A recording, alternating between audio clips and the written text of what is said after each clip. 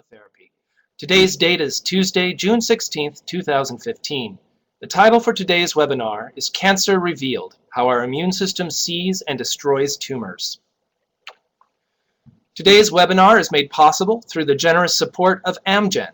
Amgen focuses on areas of high unmet medical need and leverages its biologics manufacturing expertise to strive for solutions that improve health outcomes and dramatically improve people's lives.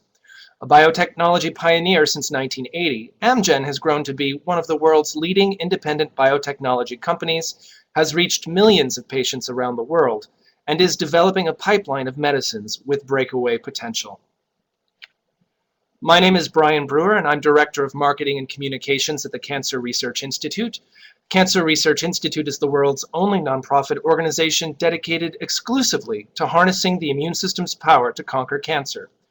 We fund scientists around the world whose work has led to significant breakthroughs in treating cancer with immunotherapy. Over the next 45 minutes, you'll have an opportunity to hear firsthand from an immunotherapy expert how cancer treatment today is undergoing a revolution thanks to these breakthroughs. After a 25-minute presentation from our speaker, we will open the discussion to questions submitted by you. You can pose your question at any time throughout the presentation by typing in the Q&A box on your screen. We also will be live tweeting this webinar, so you can tweet your comments and questions to us at @CancerResearch, and be sure to use the hashtag CRIWebinar. Today's webinar is being recorded and will be made available for viewing on the CRI website and on our YouTube channel. Now it's my distinct pleasure to welcome today's expert speaker. Dr. Jeffrey Weber is a senior member, director of the Donald A. Adam Comprehensive Melanoma Research Center of Excellence, and professor in the Department of Oncologic Sciences at Moffitt Cancer Center. As a tumor immunologist and immunotherapist, he focuses on translational clinical trials, including the development of novel trials in melanoma. Dr. Weber earned his Ph.D. in molecular cell biology from the Rockefeller University and his M.D. from New York University Medical Center. He has published more than 100 articles in the top peer-reviewed journals in his field. It's an honor to have you here, Dr. Weber. Welcome. Thank you very much, Brian, for that kind introduction. So today we're going to talk about the concept of anti-tumor immunity. And hopefully at the end of this perhaps 25-30-minute session, I'll convince you that the immune system does play an extraordinarily important role in potentially mediating the regression of established cancers. I just have to show my disclosures. And let's get on to the meat of the matter. So first, what are the players, or who are the players in the immune system? Keep in mind the immune system is broadly divided into two arms. There's the so-called innate immune system, which is really our first line of defense. Innate immunity is pre-existing. It's ready to respond to an infection, inflammation, or cancer. It's essentially a booby trap. Examples of innate immune cells are macrophages, neutrophils. It is not an educated immune system, nor is it very selective. Essentially, the innate immune cells kill first and ask questions later. The flip side of the coin from innate immunity is the adaptive immunity. Adaptive immune cells are called B cells or T cells, and they're educated in the sense that they can learn.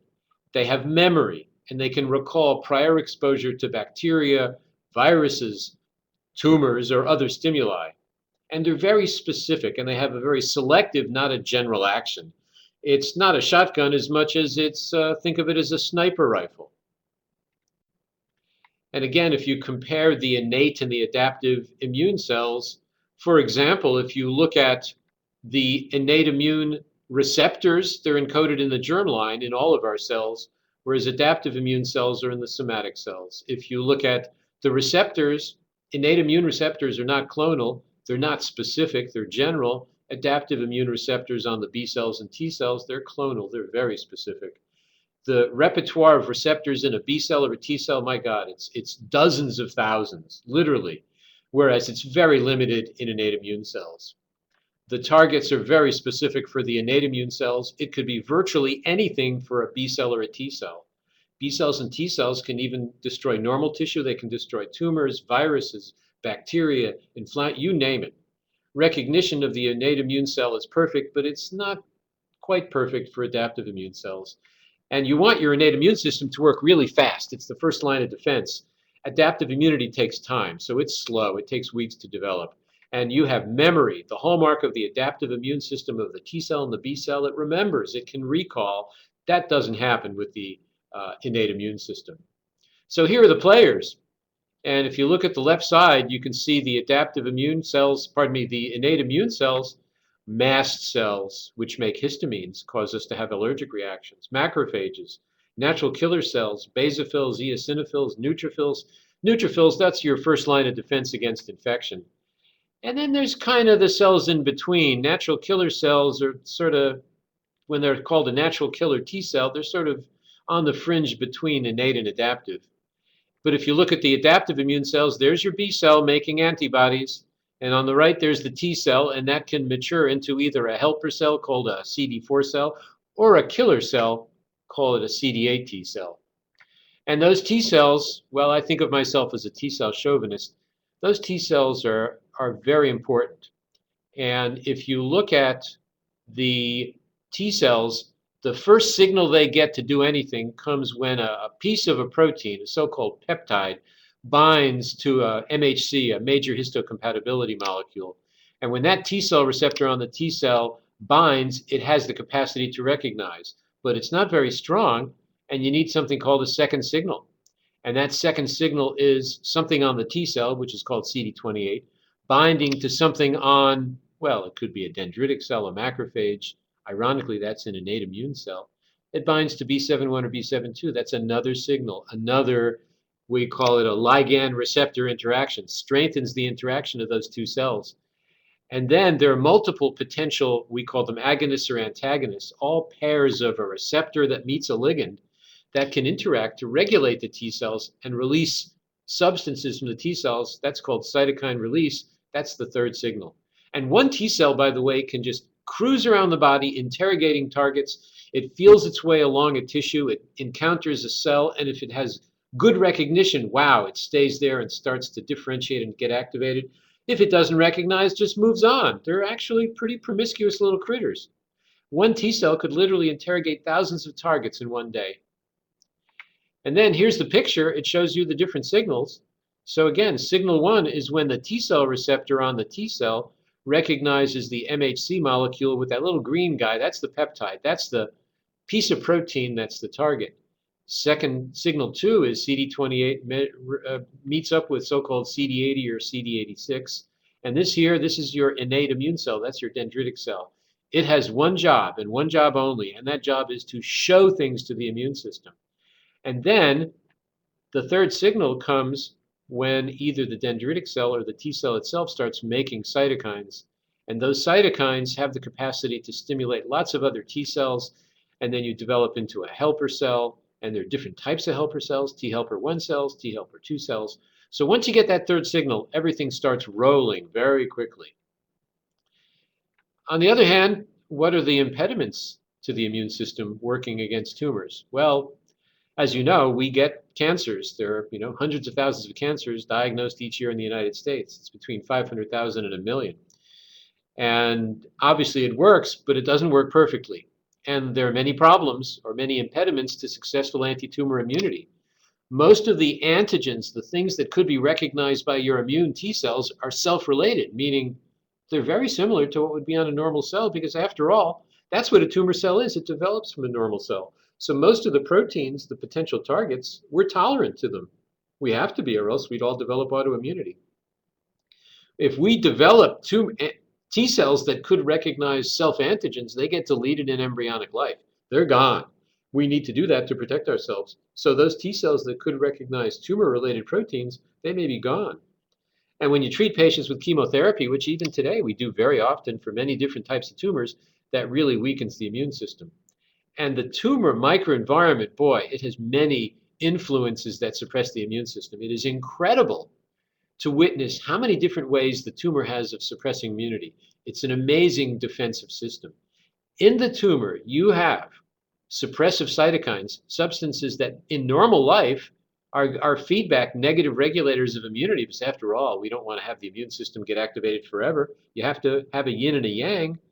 but there are high levels of those suppressor cytokines in tumors. There are even T regulatory cells, which are T cells that shut off the immune system and they don't activate it, they turn it off. We have myeloid-derived suppressor cells, which are related to some of those innate immune cells like the macrophage. And they also have the flip side of the coin. They suppress immunity. Sometimes the tumors modulate off MHC molecules or the very antigens that could be recognized. That means they're like a stealth cell. They don't get recognized at all. Or they could directly suppress the immune system by expressing something called PD-L1, which we'll hear about in a little while. And the immune cells get stimulated to express their own negative molecules, and that's very important for cancer therapy. They are called checkpoint proteins, because for every yin, there's a yang. Every time you activate a T cell, you need a way to turn it off, or else we'll all die of autoimmunity. Well, there are these checkpoint proteins. Those are the brakes. Every car needs a brake, but it needs an accelerator. Now, what do those T cells recognize? Well, the tumor antigens are the targets of the immune cells, and they come in different categories. The best possible antigen is right here on the left-hand side, and that's a antigen that develops as a result of a mutation. So that only would occur in the tumor, would never occur in normal tissue, and that is a very specific, tumor-specific antigen. And then there are a whole bunch of different proteins that are relatively expressed in the tumor. They're tumor-specific, but they're not absolutely tumor-specific. For example, many of them are expressed in embryonic life, and they're shut off by a process called methylation, which is these little lollipops here. If you unmethylate them, they get expressed. It sort of wakens these antigens that were present during embryonic life, and they don't really belong in an adult, and the tumor can show them to the immune system, and sometimes the tumor can recognize those. And then there are a whole bunch of other antigens that are relatively expressed on tumors, but not on many normal tissues. In melanoma, those are the so-called melanocyte antigens. And finally, there's the rare antigen that could be recognized by the immune system that's overexpressed. Simply a huge amount of it allows it to be recognized by the immune system. That's pretty rare. One of them would be called P53, which is a very common antigen. And finally, relatively few tumors are virally related, but the virus is foreign. So if there's a viral antigen made by the tumor, that should definitely be recognized as foreign by the immune system. So there's a lot of direct evidence that immunity is very important for treating cancer. For example, immune-deficient mice are more susceptible to spontaneous and carcinogen-derived tumors. A cytokine made by T cells called interleukin-2 has anti-tumor activity. It works terrifically in mice. It works not as well in people, but it definitely can work in people. It was the first true immunotherapy approved for melanoma, and that was back in 1985. It was first shown in the New England Journal by my old boss, Steve Rosenberg, and that was ultimately approved in 1998 by the FDA for melanoma and kidney cancer. Checkpoint proteins, those are the brakes on the immune system, they can be blocked, and the first time that was shown to effectively work in cancer was in 2010 when Steve Hody, a colleague, published in the New England Journal an article showing benefit for patients who got an anti-CTLA-4 antibody called ipilimumab. That's now an FDA-approved drug since 2011 and definitely has benefit in melanoma and other tumors. And finally, you can purify those adaptive immune cells. Those are the T cells. They call them TIL, tumor-infiltrating lymphocytes. And if you grow them and then transfer them to patients with melanoma, they can make sure those tumors will shrink. There's a lot of indirect evidence that the immune system is important. For example, in certain histologies, for example, colon cancer, the presence of a T cell infiltrate in the primary tumor is a positive factor. And that's called the immunoscore, and that was first put forward by a guy from Paris called Jérôme Gallon. And that was published in Science almost 10 years ago. In melanoma, there are certain factors associated with a good outcome. And one of those factors is whether there are T cells in the tumor. That's a good thing. And if there's PD-L1 staining on the tumor, that's also important. That's a reflection of what we call an immunogenic tumor microenvironment. Finally, in ovarian cancer, if you have a lot of T regulatory cells, they are associated with a poor outcome. So again, having lots of the bad guys, the T regulatory cells, not a good thing in most cancers. So is there an immune response to cancer? Heck yes. Can the immune system reject cancer? Absolutely. But as we stated, there are many impediments to having effective anti-tumor immunity. For example, there are many mechanisms of immune suppression. Just take a look, go from left to right. In the normal situation, here's your activated T cell. T cell meets up with its target, the antigen presenting cell.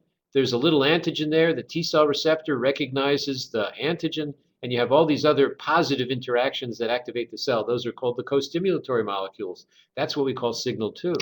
But what if the T cell can't get to where the antigen is? What if there's an anatomic barrier? It ain't going to happen.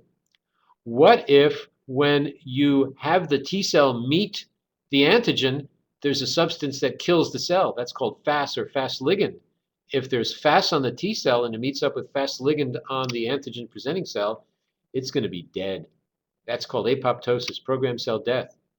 Or what if it meets up with the antigen, but there's something that turns off the second signal? That's CTLA4. Well, you have an ignorant T cell. There's no activation. Or if a regulatory T cell comes up and makes immunosuppressive cytokines like IL-10 or TGF-beta, you'll have an ignorant T cell, no activation. So there are an awful lot of ways to go wrong and not too many ways to go right in cancer. And look at this. If you look at this diagram, here's your T cell. There are many accelerators on these T cells. And think of the agonistic molecules as it's like a car. And these are all accelerators. The problem is, these are all the brakes. And if you have more brakes and the brakes are working more avidly than the accelerators, the T cell is going to get turned off. And that's what happens in the tumor microenvironment. You have a lot of ways to accelerate the T cell. The problem is you probably have more ways to put the brakes on. So it's an assessment of what's the dynamic interplay between the accelerators here and the brakes here. And every accelerator and every brake has something to interact with, either on the tumor cell or on the antigen presenting cell. So if you have lots of things interacting with the accelerator, you're going to activate the T cell. It's going to be like a car moving forward. If you have a lot of things that interact with the brakes, you're just going to be permanently on the brakes, and that car's going nowhere. So you look at that dynamic interplay within the tumor. And the big question is, okay, well, the immune system can recognize cancer. Is it doing it actively? Do we have immune surveillance against cancer? And this was proposed by Lewis Thomas and Macfarlane Burnett. And actually, Macfarlane Burnett, in part, got the Nobel Prize for this something like 30 years ago. But it was proposed literally 40 years ago. 20 years ago, there was a lot of skepticism, and there are those who thought it was disproved. But thank God, and it's to the credit of many scientists, including Bob Schreiber and Jim Allison and many others, that this whole idea of immune surveillance has been resurrected. And there's now a clear concept of immune surveillance, that is, the immune system constantly on the watch against cancer, trying to eliminate it when it arises. Obviously, that doesn't always work, but there are 3 phases. There's an elimination phase where both our innate and adaptive friends work together to recognize and destroy a tumor that's trying to develop before it becomes clinically apparent. Then you reach an equilibrium. You're occasionally going to throw off some tumor cells, and they're residual occult or hidden tumor cells. Sometimes they're not destroyed in the elimination phase, and they're kind of held in a state of dormancy or suspended animation. And why? Because there's an adaptive immune response that's ongoing, and as long as that immune response is ongoing, the tumor cells aren't going anywhere. They're just going to be held in dormancy. The problem comes when something changes, a mutation, immunosuppressive influence, whatever it is, that somehow the tumor cells get edited and they are no longer recognized or destroyed by the adaptive and innate immune system. They grow, and in a diabolical manner, they actually induce an immune suppressive microenvironment within the tumor, and then they become clinically apparent. So again, 3 steps, 3 phases, and here's a picture. Here's your normal cells, and this goes clockwise. So up top you have your normal cells, and eventually, the tumors are they're going to try to grow, the cells become transformed. But you go down here, they'll summon up your innate and adaptive immune cells, which are the multicolored cells, and you're going to get rid of these red tumor cells, eliminate them, and you're protected. So a small number of cells may pop up, boom, recognized by the immune system, eliminated, you're in great shape. The problem is, over time, there's this genetic instability, and you select the tumor cells for their ability to evade and avoid the immune system. So eventually you reach this difficult equilibrium where some of the tumor cells will grow, some of them will be recognized, some others will evade, and you'll just sort of sit there for a while with a few tumor cells just hanging out. The problem is something will then change and eventually they'll escape. And now you get lots of tumor cells begin to grow. They're all going to evade and avoid the immune system. And not only that, in this amazingly diabolical manner, they'll summon up the T regulatory cells. So one thing piles up on another. You get a snowball effect. The tumors grow, they bring in the regulatory cells, suppresses immunity, they bring in the myeloid-derived suppressors, suppresses the innate immune cells. Now you got a tumor, and that's a real problem. And is there evidence for this in an animal? Well, here's an interesting experiment, and it's easy to understand. So what you do is you actually raise tumors in an environment where there's no immune cells in a mouse. And that mouse has a name. It's called a rag tumor. And you let tumors grow in the rag mouse, and then you transplant them out of this rag mouse, which stands for recombination deficiency. And you transfer them from the immunosuppressed mouse to another mouse who also has no immune system. Guess what's going to happen? The tumors are going to grow. Nothing is they're not being eliminated, etc. But what happens? You have now the ability to take the tumors that grew in the immunosuppressed mouse, put them back into a normal mouse. It's called WT, wild type. Wild type just means normal immune system. Now all of a sudden, some of them are getting rejected. They stop growing. So look down here. So isn't that interesting? So it says during the process by which they're actually in the immune suppressed mouse, they're able to grow.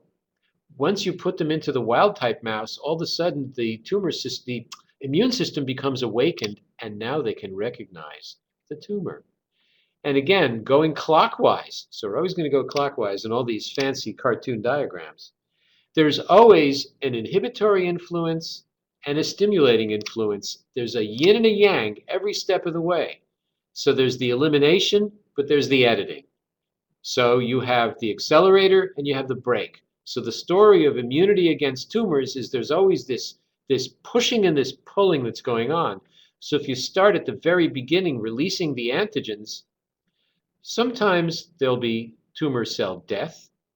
That's immunogenic. The tumor cell will die and can be recognized by release of antigens. Other times the tumors are diabolical. They die in a way that hides them from the immune system. And then you'll take those antigens, the little red guys, and you'll try to have them recognized by the immune system. Well, that's great. If the green guys, the immune stimulating cytokines are around, they'll be recognized. But if the immune suppressive cytokines are around, they'll be ignored. And then again, you deliver these antigens to the lymph node. Here's your lymph node. And things will go really well in the lymph node if you have the right priming and activating substances present. But if the immune cells express too much of the brake, like these things, CTLA4, PD1, PDL1, nothing's going to happen. And then you'll get them out of the lymph node. You try to traffic them into the bloodstream. And generally, things will go well. They'll get into the bloodstream. But now they'll try to get into the tumor. And here, this is out of the blood vessel in red, into the tumor in white. They have to squeeze through the walls. And if you're expressing immunosuppressive influences here, they're not getting into the tumor. If you're expressing these things on your blood vessels, well, then they will squeeze through the wall and get into the tumor. And finally, you're actually at the tumor. If the tumor cell doesn't have that which could be recognized, it's ignored. It's like a stealth bomber. But if it does have that which could be recognized, the T cell could destroy the tumor. And then if in the tumor you express the suppressive influences, you're in big trouble, unless you express high levels of the immunoactivating substances like interferon gamma. So at every point of the way, there's a push and a pull. And it's very complicated because there are plenty of bad guys hanging around.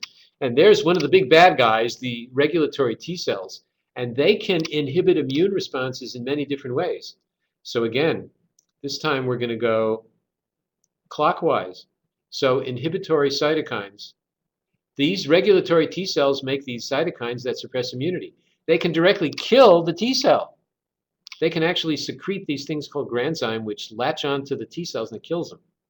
Or they can metabolically disrupt the T cells by certain cytokine secretion. Or they can actually target the antigen-presenting cells, right? So here's your regulatory T cell. It'll put the kibosh on the antigen-presenting cell, or it'll convince it to send off cytokines that suppress the immune cell. So it's amazing how many ways you can go wrong. And that was the adaptive regulatory suppressive cell. There's also an innate suppressive cell called a myeloid-derived suppressor cell. because it's derived from the myeloid cells, which are the neutrophils, the macrophages, the monocytes.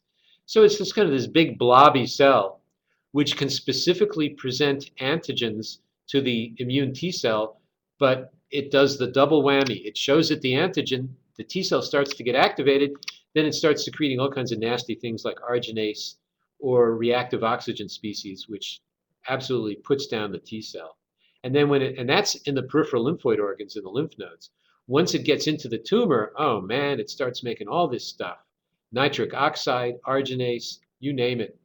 And it converts the macrophages from attacking cells into something called a tumor-associated macrophage, which means they're useless cells.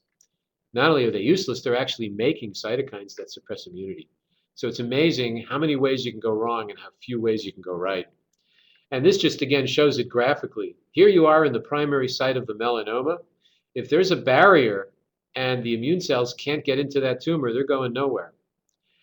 In the lymph node, and here down at the center, it shows the actual lymph node.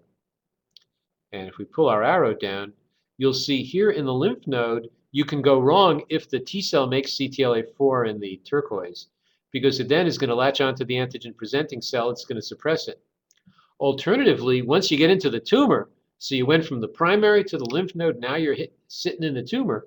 If the tumor makes PD-L1, it's going to bind to PD-1 on the T cell. What do you think happens there? It acts as a brake. It's going to shut off the T cell. So you got a real problem, and those problems occur anywhere along the pathway. So it sounds pretty pessimistic, but the amazing thing is, for each way that the tumor tries to suppress immunity, there's a vulnerability. And if there's a vulnerability, you can attack it.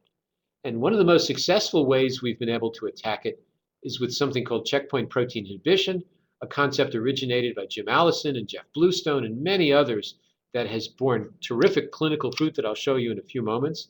You can also try to vaccinate patients, and although that's kind of the holy grail of tumor immunity, I regret to say there's not a lot of evidence that you can successfully achieve clinical benefit by vaccinating patients against cancer. Coming up the road is a whole series of experiments and trials where we can actually pull T cells out of the patients. And instead of them hanging out in the immunosuppressive environment of the tumor, we grow them outside the body and we transfer them. And those are TIL, tumor-infiltrating lymphocytes, clonal T cells. We can genetically transduce T cells. And then we have these chimeric antigen receptor T cells. We call them CAR T cells. And you're going to hear an awful lot about those CAR T cells in the future. So cancer vaccines, I'm going to dismiss it in one slide. There have been hundreds of trials of cancer vaccines, only one cancer vaccine ever approved. It's called Provenge for prostate cancer.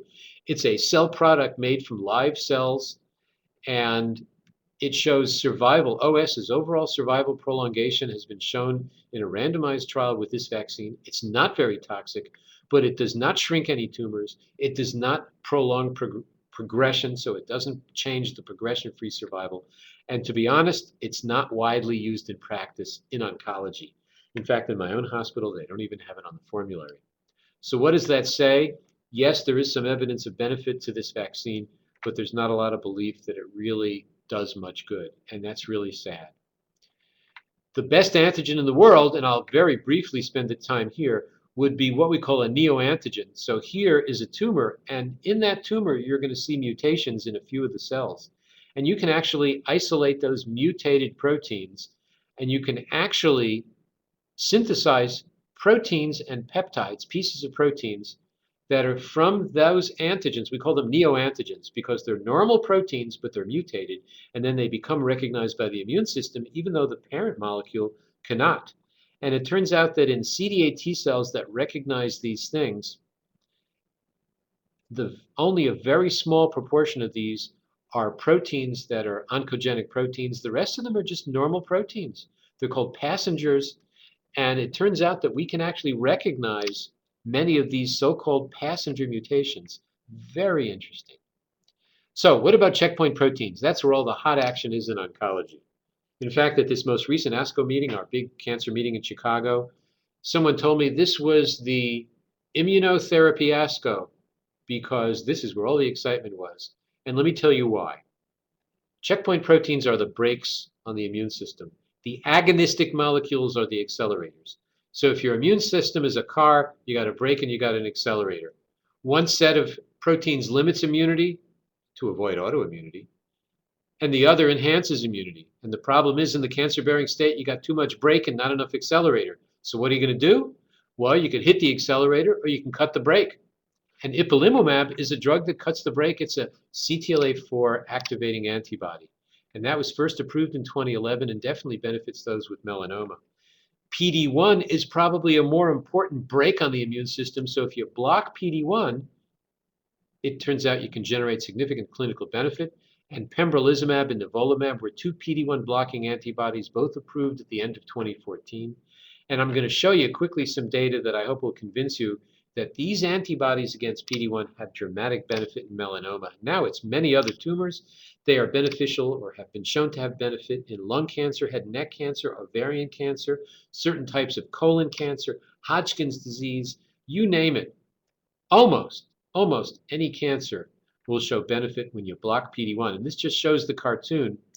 On the T cell, you got all those brakes and all those accelerators. The accelerators are in green, the brakes are in red. You got lots of PD-1 on the T cell, and guess what it recognizes? PD-L1 on the macrophage. It can recognize PD-L1 on the tumor. So the tumor itself makes the very substance that binds to PD-1 and blocks immunity. Very diabolical. Even the dendritic cell that shows the antigens to the immune system makes PD-L1. It makes a lot of other things, but blocking the interaction between PD-1 and PD-L1, particularly in the tumor microenvironment, turns out to be extraordinarily important. Why? Well, here's the evidence. This was a trial of a PD-1 antibody. It's called pembrolizumab.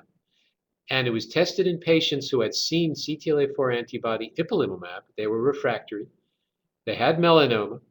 And it was a trial which randomly compared pembrolizumab to chemotherapy. It was a randomized, what we call a phase 2 study. And look at the progression-free survival. That is the time that it took the patients to start growing after an initial response.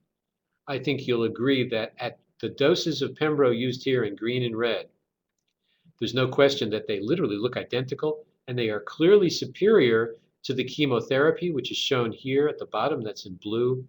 And the difference in time, what we call the progression-free survival, clearly superior in pembrolizumab at either dose to chemotherapy alone. So no question, in one of its first tests, when you do a head-to-head trial, PD-1 antibody beats chemotherapy 9 ways to Sunday. And then if you look at the other antibody called nivolumab, and again, there are 2 antibodies out there, and this time these are previously untreated patients. Here, the response rate with nivolumab was 40% versus 13.9% with chemo. Boy, that's a lot better. That's an easy one. But look at the survival. This is the survival in sort of a brick red color of the patients who got nivolumab who previously had no other therapy. We call this first-line therapy. And this is the survival with dacarbazine chemotherapy. It splits apart very early at 3 months and it stays apart. And what is almost certainly going to happen is this is going to continue and continue and continue and continue. And a lot of these patients are going to be alive 5 years later. Of the patients with chemo, almost everybody's eventually going to die. So now in first or second line, we have antibodies that clearly provide benefit.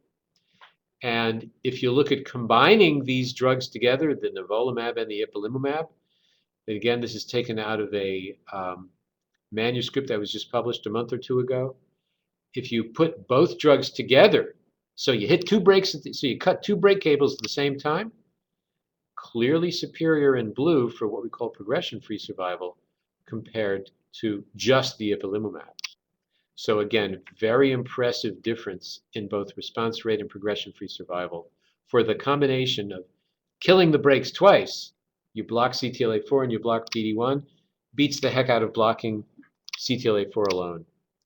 And then if you compare PD-1 to ipilimumab, and again, here's pembrolizumab, and we're looking at 2 different doses or 2 different schedules of pembrolizumab every 2 weeks and every 3 weeks. This is a survival curve. And as you can tell, it really doesn't make a difference. The 2 pembrolizumab schedules are identical, clearly superior to ipilimumab. So again, in patients who were previously untreated, you're better off getting the PD-1 antibody than getting the CTLA-4 antibody.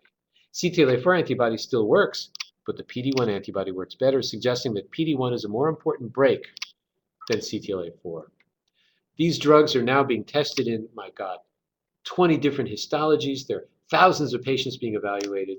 It's already approved in lung cancer. It's going to get approved in head and neck cancer, bladder cancer, kidney cancer, Hodgkin's disease, you name it. Very promising. And that's just the beginning. I told you there were 10 or 15 brakes and 10 or 15 accelerators. That's only 2 out of about 30. Think of all the other antibodies that we're going to be able to test. Now, that's checkpoint protein inhibition. Let's finish up by talking about cell therapy. Cell therapy is where you actually take the T cells out of the immunosuppressive milieu of the body and you expand them to huge numbers and you give them back to the patients, sometimes with interleukin-2 to make them grow better. Sometimes you get rid of all the T cells by giving chemotherapy. We call that lymphodepletion. And here, it just shows different strategies. If you look at TIL, these are tumor-infiltrating lymphocytes that you just grow out of the tumor. You can actually take lymphocytes and put a new T cell receptor gene into them, shown here in red, so that you redirect them. So previously, these would be directed against nothing in particular. If you isolate the T cell receptor you want and genetically transfect it, you'll make them all into specific T cells directed against whatever that T cell receptor recognizes.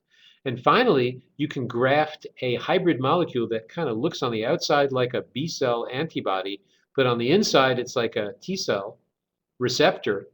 That's called a chimeric antigen receptor, and that's another way to redirect those lymphocytes to kill that which you want to target. So again, do TIL work? Well, here's a group of 91 patients, and 20 of them were complete responders.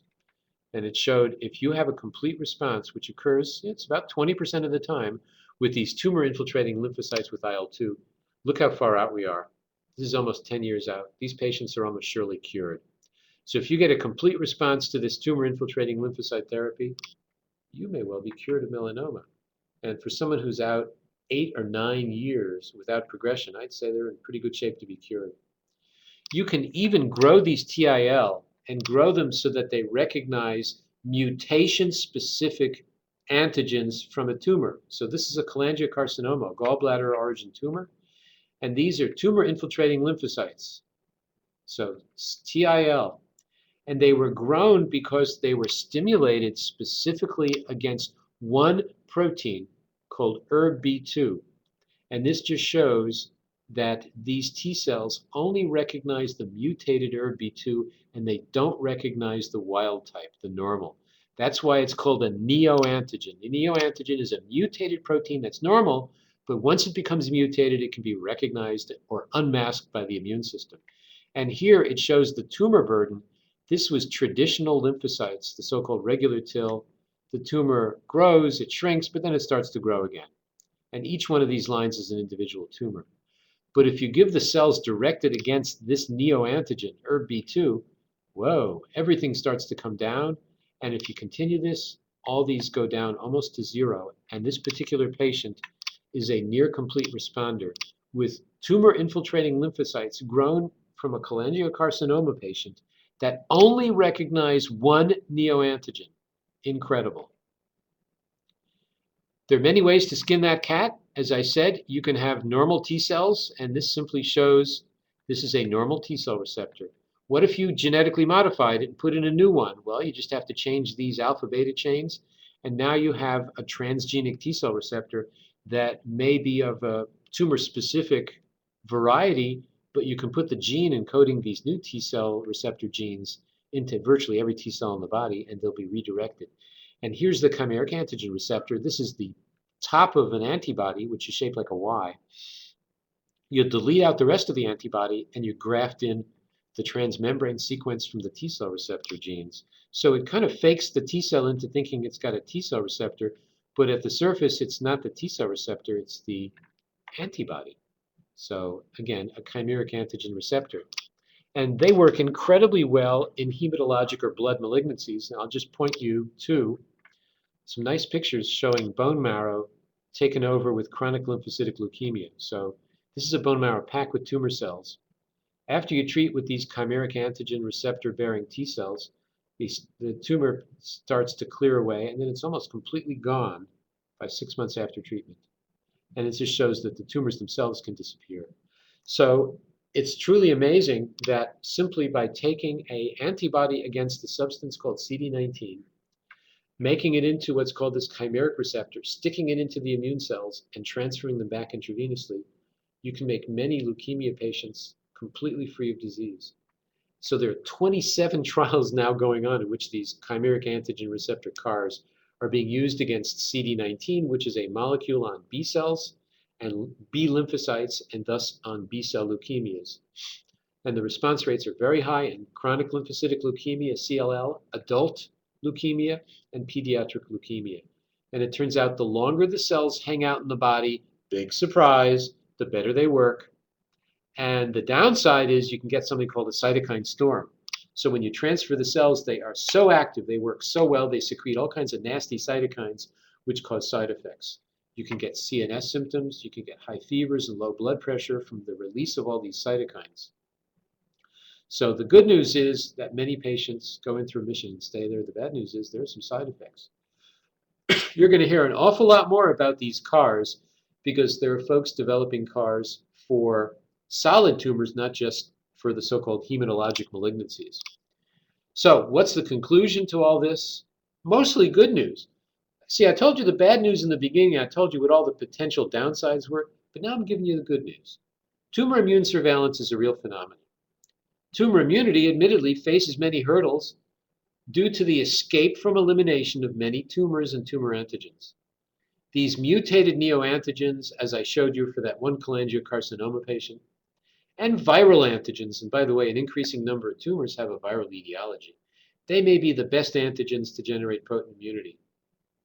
Nonetheless, we've had spectacular success in many tumors with checkpoint protein inhibition, especially with PD-1 blockade. The immune suppressive mechanisms that are the impediments to successful anti-tumor immunity that exist in cancer can be overcome. And the rationale or the evidence that you can overcome them was shown by those outstanding slides showing clear benefit to checkpoint protein inhibition that I showed you.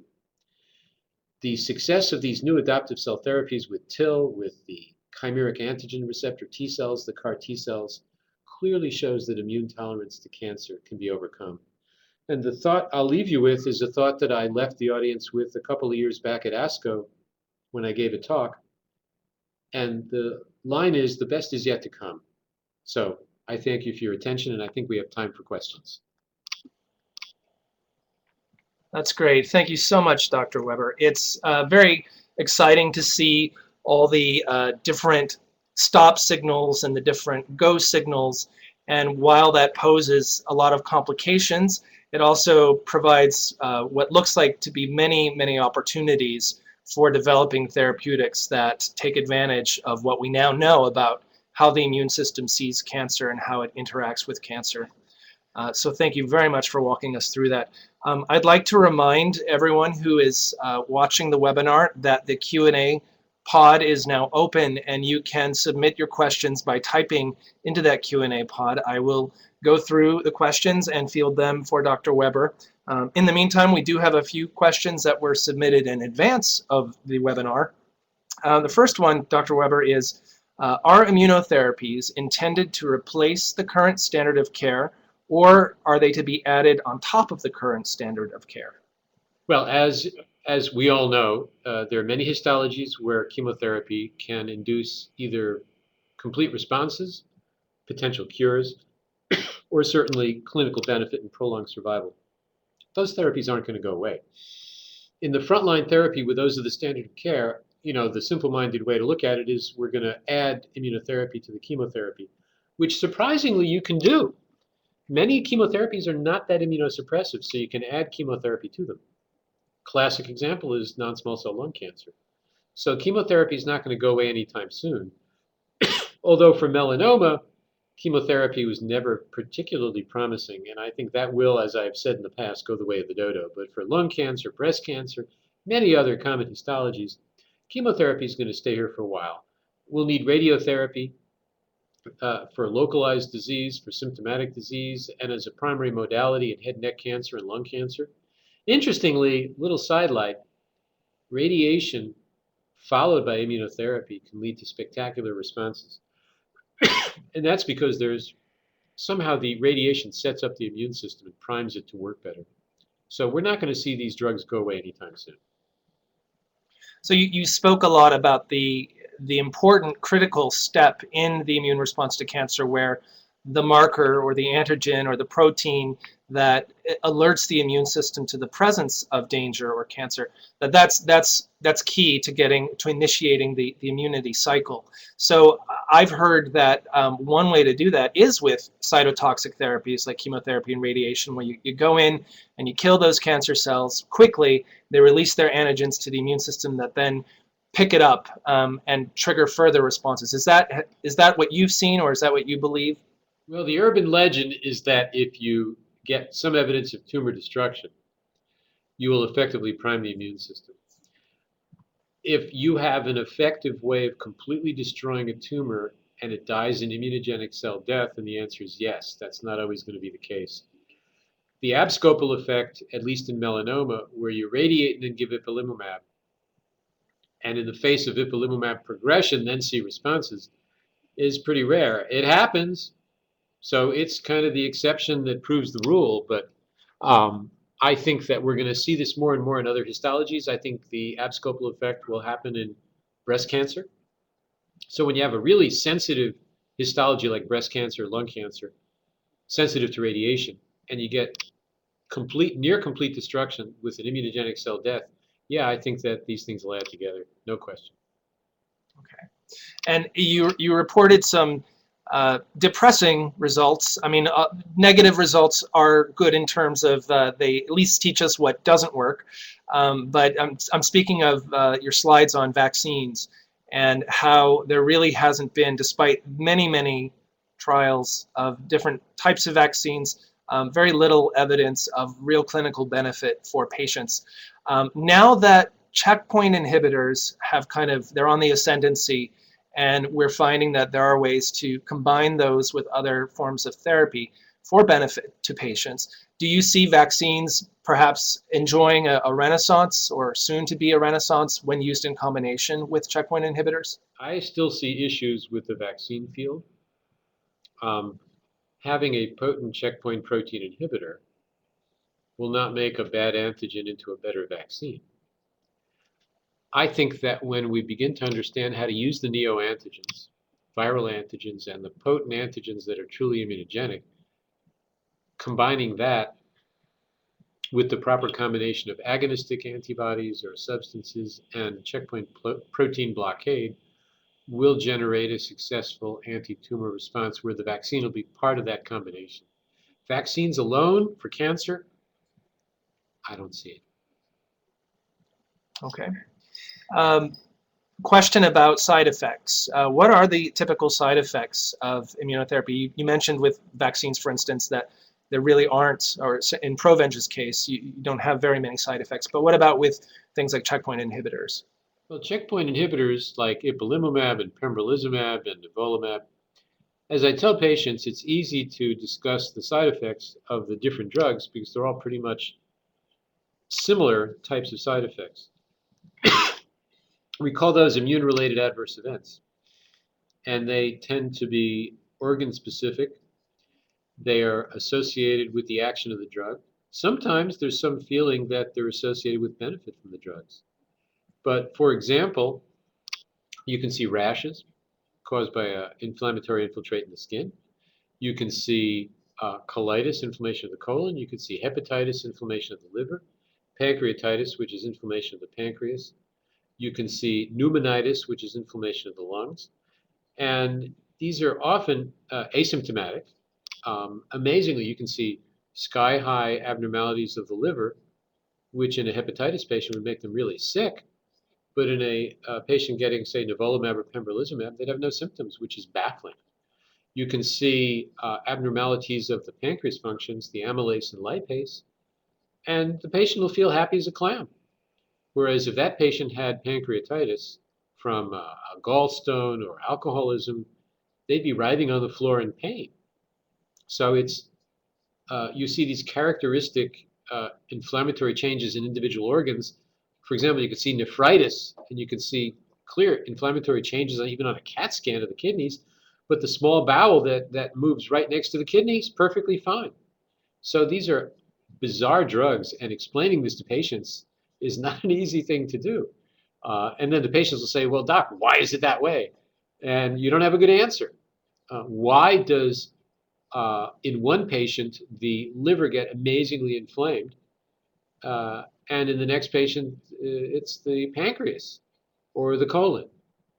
Sometimes you see multiple organs involved, but thank goodness mostly it's individual organs. And we don't know yet. I think when you're dealing with individual immune systems, you are, and individual people, you are likely to see quite a diverse range of responses. So, Oh, um, it's you know, it's a thrill a minute, trust me. It's never-ending excitement. And then there are other amazing things that we discover, like CTLA-4 can be expressed on the pituitary. The pituitary, that's this little gland at the base of your brain. Why is it expressing an immune marker? And that's perhaps why ipilimumab can induce inflammation of the pituitary, which prior to maybe 2002 would have been a reportable episode that you could publish. So it's actually very baffling understanding some of the side effects of these drugs. here's a question about kind of the order of therapy that a patient might receive. So, for instance, ipilimumab, nivolumab, and pembrolizumab are all FDA approved now.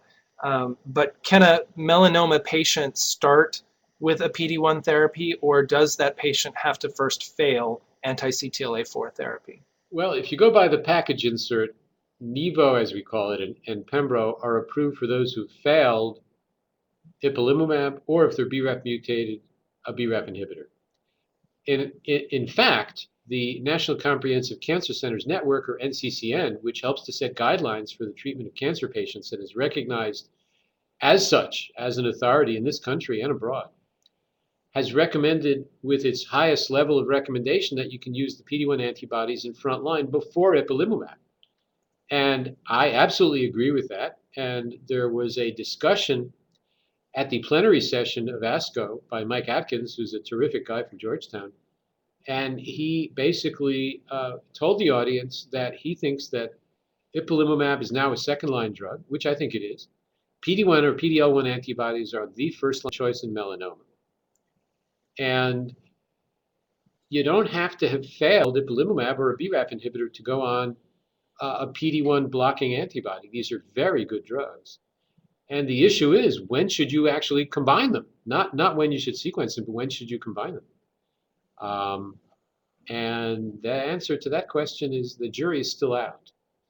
But at the plenary, of course, we heard Jed Walchuk presenting some terrific data showing major increased responses, prolonged progression-free survival, and improved response rate in those patients with melanoma who got the combo of IPI and Nivo compared to either drug alone. So on the other hand, the toxicity rate was almost as high as the response rate. So there are issues with these drugs, but still the benefit was very striking. Something that I don't think you touched on in your presentation was oncolytic virus therapy in cancer. And this is an area that's received a bit of attention with a high-profile television spot. I believe it was viral therapy for a form of brain cancer that had some dramatic results. What can you tell us about oncolytic viral therapy? Yes, I guess it was a 60 Minutes episode at Duke in their brain tumor center with a relatively small number of patients who had an oncolytic virus directly, I believe it was directly injected into the tumor bed. And those patients have had fantastic survival, much better than you would have expected. All very encouraging. The most mature data we have for the oncolytic virus is with something called TVEC, which is a genetically inactivated herpes virus that can't replicate, but can express something called GM-CSF to boost the immune system. It's had some promising results when directly injected.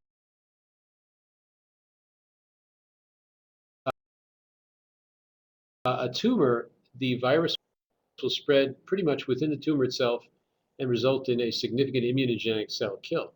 It's the perfect immune priming to combine with checkpoint protein inhibition. And right now there's some very impressive data with that combination suggesting that patients who get an initial treatment with this TVEC into the tumors, you kill tumors, develop immunogenic dead cells,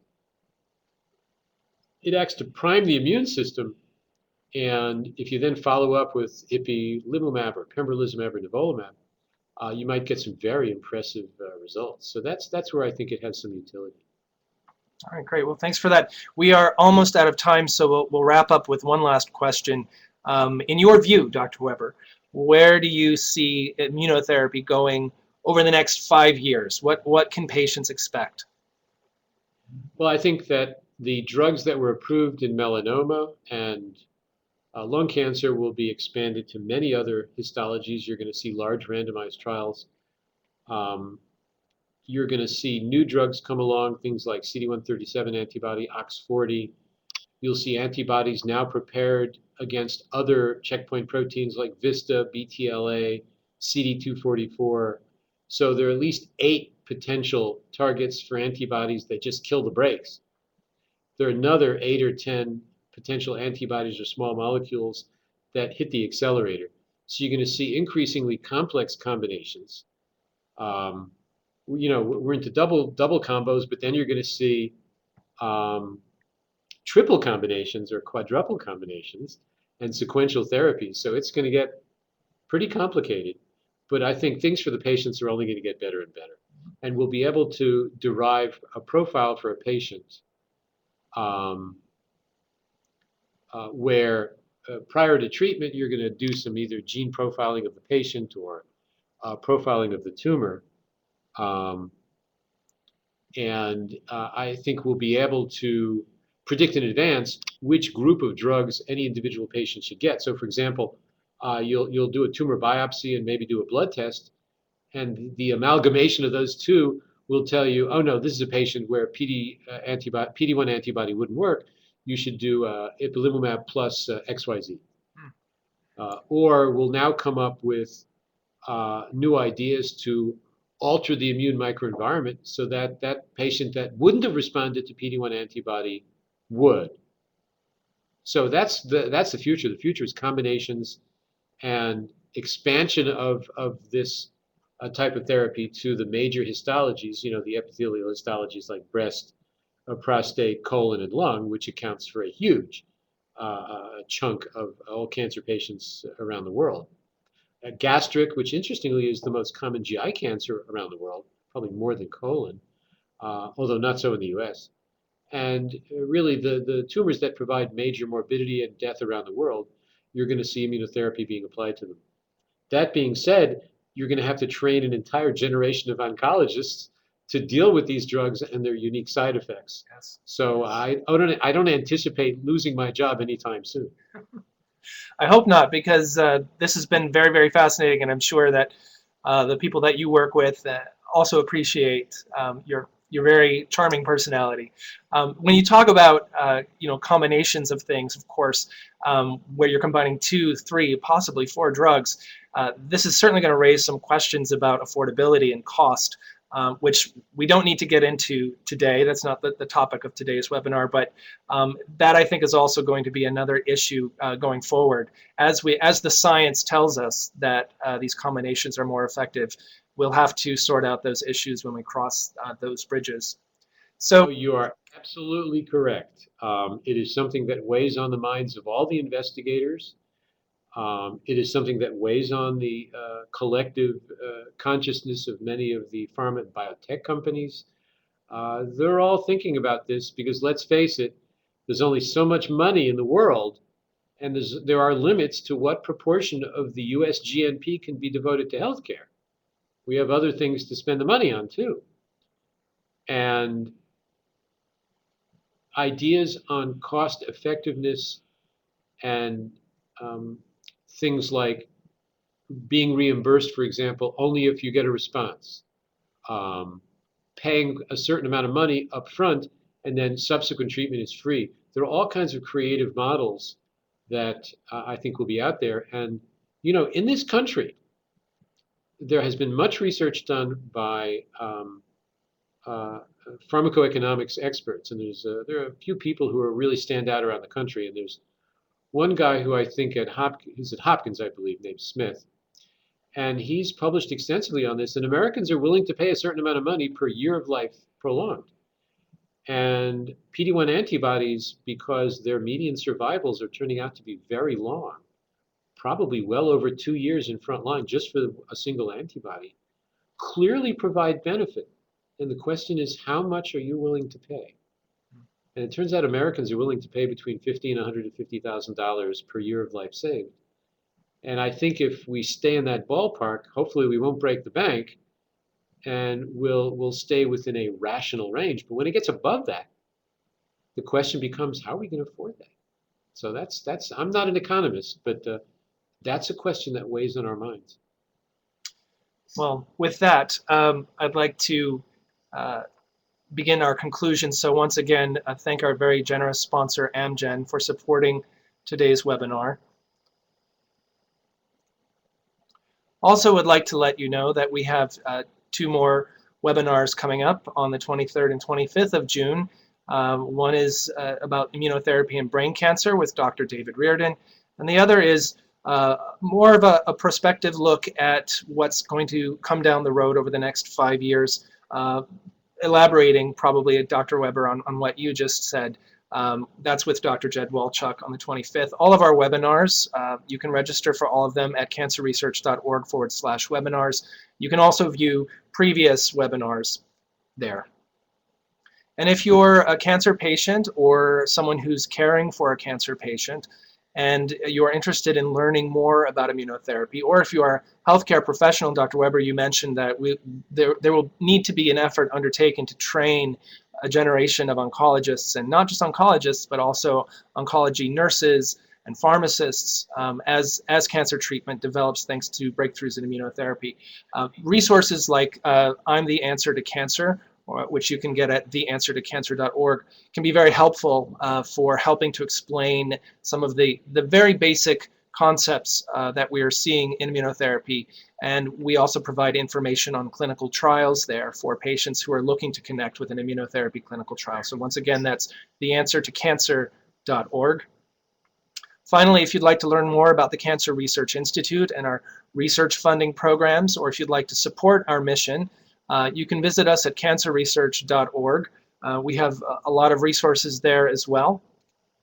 And with that, I thank you all again, Dr. Weber, for this very excellent webinar and all those who attended. And we look forward to seeing you all at our next webinar. Thanks very much. Thanks. Bye-bye.